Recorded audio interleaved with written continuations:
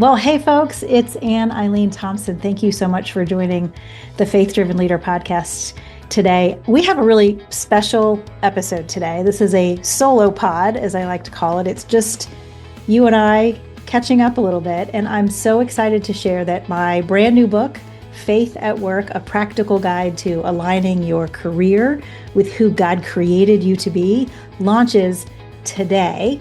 And we're going to go behind the scenes a little bit. I'm going to share a little bit of backstory behind kind of what went into this book, a little bit of backstory about my career. And I hope you enjoy this episode. And let's just dive right in and we'll jump in, and I'm going to share a bit of my heart behind this book. Thanks so much for joining us. You know, for a really long time, I thought that the goal of a great career was to get it right. And I would say that I worked hard to work hard. I didn't want to just be successful. I wanted to be meaningful, and I wanted to get it right. And I really believed that by working hard, that was what God would consider to be faithfulness. I believed that if I stayed in a posture of gratefulness, and if I stewarded my gifts really well, if I prayed and I put in the effort, that the big picture clarity about the purpose of my career and the purpose of the arc, it would somehow all of a sudden become clear. The truth is, although I didn't realize it at the time, when I look back on it, somewhere along the way, all of that effort and care kind of sneakily turned into a lot of control. I was trying to control my career, every single move, what my coworkers and my bosses, what they thought of me, when would my next promotion come or my next raise come. And the truth is, I see this all the time now. I think a lot of us approach our careers this way, not because we're bad people or we're wrong. We really have good intentions. I meet people all the time, like me, capable, thoughtful, faith-led for sure. And they're doing well by most measures, but for some reason they feel restless or unsettled or unsatisfied or discontent in some way. And I don't believe that's because their expectations are misplaced. I don't think it's always because they're in the wrong role. Sometimes it might be. It's not really because the people around them are so difficult. It's almost never because they lack ambition. But I really think it's because we're carrying, I have been carrying many seasons in my career, so much more pressure about my career than I even realized. I had all this pressure. You might feel this too. Pressure to make the right choices, pressure to not waste your potential, your God-given potential, pressure to hear God exactly right and make all the right moves. And I just want to say, if that's you, if you can relate, if maybe you're successful and you're feeling really grateful, but you still feel kind of unsettled or unsatisfied, this conversation is for you. Some of what I'm going to share, I think I pray is going to be really relatable for you. Today's not about career advice. That's not what we're talking about today. It's actually about really what I've learned about authorship of our careers. It's about who is it that we actually think is responsible for getting our careers right, and this conversation is really actually about what happens when we let go and we let God lead our careers instead of us trying to lead it or lead them. My mother tells me from the time I was probably about 7 that I would say to her, "Mom, I just want to make an impact on the world." I've always had this desire to do meaningful work. Maybe you feel the same. Of course, I wanted to make good money, but I wanted to make a difference. And I felt like God would somehow lead me into that. So when I graduated from college, I went to Ohio State. Go Buckeyes. When I graduated from college, I was offered a job as a sales manager in the sales manager training program with Macy's, and I took the job. Honestly, it felt like a real job. It felt like a management job. I felt like a grown-up. So I took that role. And if I'm honest, when I look back on it, I didn't actually question it very much. I didn't do a lot of job hunting. I didn't do a lot of interviewing and searching for the perfect role. In fact, I would say I kind of convinced myself that because this job had fallen so easily in my lap, that it must be God's plan, because surely God would just drop a job in my lap. And I poured myself into that role. I had studied journalism, but I had this interest in consumer behavior. And I thought, well, I can learn about why consumers do what they do if I'm working in retail, right? I honestly, when I look back at that season of my life, I would characterize myself as a bit of an overachiever. And so I treated this job like a problem to be solved. And I became just laser focused on hitting the sales goal, since my salary and my promotability and in my belief, my perspective at the time, my success was really tied to me hitting the sales goal. So I managed the lingerie department at the Kenwood Town Center store, for those of you who are local to Cincinnati. And I began to analyze every piece of merchandise I had on the floor. I was tracking what was moving, what wasn't moving, what styles, what sizes, all of those things. And I was trying to understand consumer behavior, the people who were shopping in my department, and I was looking for patterns. And I realized that as I did this, I had some information that was helping me to understand some of the sales trend patterns in my business. And I thought, well, you know what? The buyer should know this because I need some different merchandise in order to hit my sales goal. So I picked up the phone and I called the buyer and I shared with her what I had learned. And in my mind, I was being a really good leader. I was operating with a sense of ownership. I was seeing what was happening, taking ownership and trying to make it better. Of course, trying to hit my sales goal too. And I remember the next day I walked in and my sales manager, my store manager, called me into her office, and I figured I was maybe going to get even an early promotion or an early salary increase because of this great thing that I had done. But instead, I kind of got my proverbial hand slapped. And the store manager reprimanded me.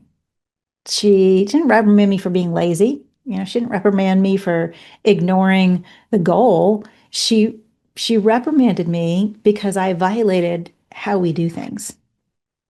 And I'll tell you, something in that moment woke me up in a different way. And in hindsight, I realize now this might have been the thing that the Lord wanted me to learn in this job. But what woke me up was not just that I need to work harder, but really it was this, wow, I think I'm in a system that just doesn't reward the way that I think. I have nothing against Macy's. I love shopping there. But I realized that in that season, the way that I led, the way that I'm wired, that job was actually not a fit for me. And I can look back now and I can see that it was probably one of the earliest lessons, as I mentioned, that all of my effort doesn't necessarily mean I'm aligned with where God wants me or anything like that, but I can still learn even in situations like that. I also think I learned in that situation that just because a door opens doesn't mean it's always the door to the purpose-filled career and life that I might want. So shortly after I had gotten my hand slapped by my store manager, I resigned from that role. And at the time, I had a friend of a friend of a friend who knew someone at Procter Gamble, and I landed myself an interview for our job in the market research function at Procter Gamble, and I got the job. So this leads to kind of the second big chapter for me in my career. And I would tell you, I was so in awe of Procter Gamble, the brands, the people, the reputation, and I soaked it all up. I learned, I loved Procter. I really did. I loved the structure of it. I loved the challenge of it. I loved the being surrounded by so many amazing leaders and products. And I learned so much about leadership. I learned all about organizational structure. I learned about strategy and building teams, and I learned about how to listen well. So many foundational skills that I learned while I was at Procter. And I climbed the ladder pretty quickly. I got several promotions, lots of raises, stock options, an office with a view. I was kind of living the life. And the truth is, though, the higher I climbed, I would say the less me I was really feeling. You know, externally, everything looked great. Everything looked great. And I would pray and ask the Lord about alignment in that role. And I felt like for a really long time, he was reminding me it's good to be in this job. You're learning, you're growing, you're impacting. But again, there was something going on inside me that was starting to kind of thin out. Interestingly, probably about 3 years into my career at P&G, maybe 2 years, I was invited to join a Bible study group, a women's Bible study group. And through that group, we studied Henry Blackaby's Experiencing God. I really started to see and understand and recognize that God wanted to be involved in my career. And I met him in a way that I had never met him before. I met this God who cared about my work, not just kind of my behavior during the week. I'm not just what happened on Sunday mornings, but he really actually cared about my leadership and my decisions and my influence. And as I leaned into that, this new understanding of God didn't actually pull me away from excellence in my work. It actually deepened it. And over time, I learned to really trust him in my leadership. I learned to see his hand in the promotions and the raises and the role changes and the opportunities that I was given. And really, I think this increasing trust I was building with him and this ability to hear him is probably the reason why I was able to hear him when I started hearing this whisper that maybe it was time to leave P&G. After about 10 years at Procter is when I started kind of hearing this voice that maybe it was time to go doing something different. And I have to admit, I was pretty afraid. I was worried that, what if I make the wrong choice? What if I regret this? What if I walk away from something really good and I never get it back? I was very worried about letting folks down, my kids, my husband, my coworkers. And I thought about, especially for my kids and my family at the time, can they weather me walking away from this really nice paycheck and the promise of the financial security that Procter offered for the rest of our lives? At least that's how I was feeling at the moment. But I was feeling also so excited about the idea of following God into somewhere I'd never been, into something that was really unknown and maybe even a little bit risky. P&G for me was good. It was prosperous. I was using many of my gifts and talents. I was making an impact. So it was a very strange place to be. I was kind of this tangled mess of contradictory thoughts. I was excited about following God into something unknown, but I loved what was happening at Procter and I felt like I was being used appropriately. And one night, I will never forget this. I had a dream. And in the dream, there was a sheep and there was a shepherd, and they were standing in a desert of kind of gently rolling hills with combed sand. I could picture it very vividly in my mind. And I knew immediately in this dream, without any question or hesitation, that I was the sheep and Jesus was the shepherd. That's not much of a stretch, right?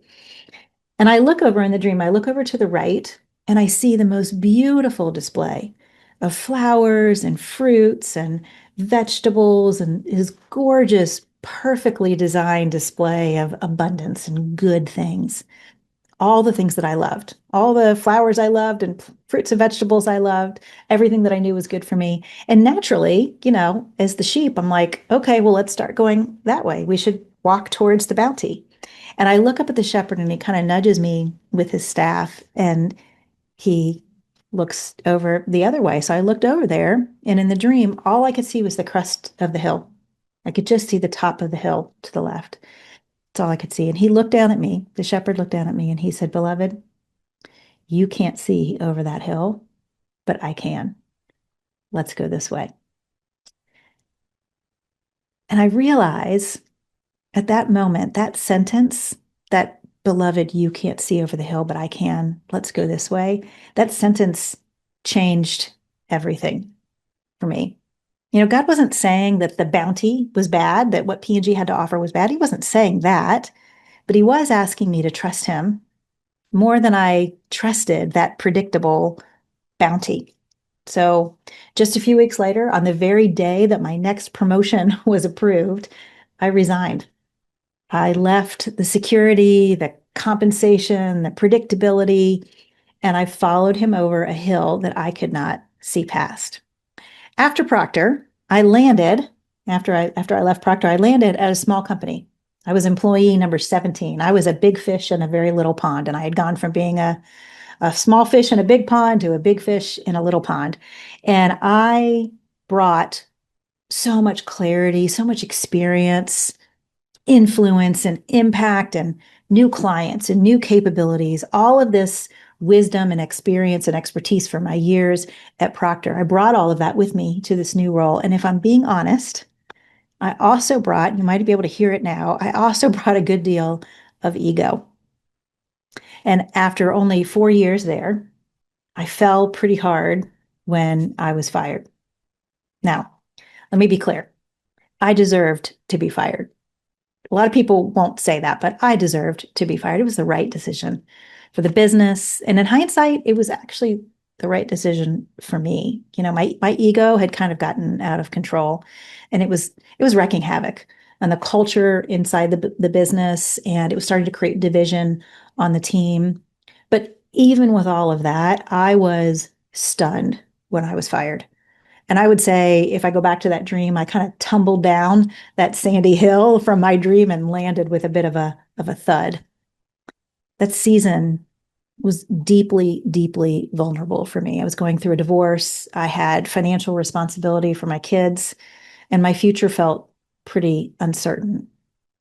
And yet I had this feeling that God was with me. And I was remembering that dream, and I knew, hey, he's with me. And I just kind of heard him reminding me of who I was in him, not my title or my influence, but really my true identity as a daughter of the king. And through that season, I eventually, didn't take that long, but co-founded an innovation consulting firm called the Garage Group with a great business partner. And I will say, I really thought, truly, I had finally arrived in the place that God would keep me. This was the landing spot that I needed to get to. I had gone through Macy's and gone through Procter and gone through the little company, and surely I had arrived when we started the Garage Group. Over the course of about 10 years or so, we built that company client by client. We brought entrepreneurial approaches to our clients who were large Fortune 2000 organizations, and all the lessons that I had learned from operating entrepreneurially at Macy's and P&G and the small company I'd been with were now turning into wisdom and approaches that other companies could use to make decisions differently and to grow. It was so exciting and so fun and so fast paced. And by most measures, we were wildly successful. We spent a few years on the Inc. 5000 fastest growing company list. We had amazing clients and even more amazing, strong team. And it was absolutely exhilarating. And if you've ever been on a ride like that, you know it is exhilarating, but it is equally, if not more, exhausting. And about 9 years in, I really realized that I was burnt out. I was kind of cooked. So I knew well enough that it was time for me to step back from the co-CEO role. And we made the bold move, my co-founder and I, to bring in a new CEO. And I stepped back into client work with the team, which frankly was work that I really enjoyed. But eventually, on another prompting from the Lord, I stepped away entirely and we sold that business. And friends, I would say, I could only say this in hindsight, that it was then in that quiet, after nearly 30 years of striving for success with wins and losses along the way, it was only then that I really feel like I finally exhaled. And I turned the pen for my career, the book of my career, the um the the next chapter of my career. I fully turned it over to God for what was going to be next in my career. I have to tell you that I've learned so many things along the way, and especially in that season, I learned that, God wasn't correcting my ambition through those seasons. He was actually refining my understanding of his authorship of my career. The truth was, I didn't need a new role.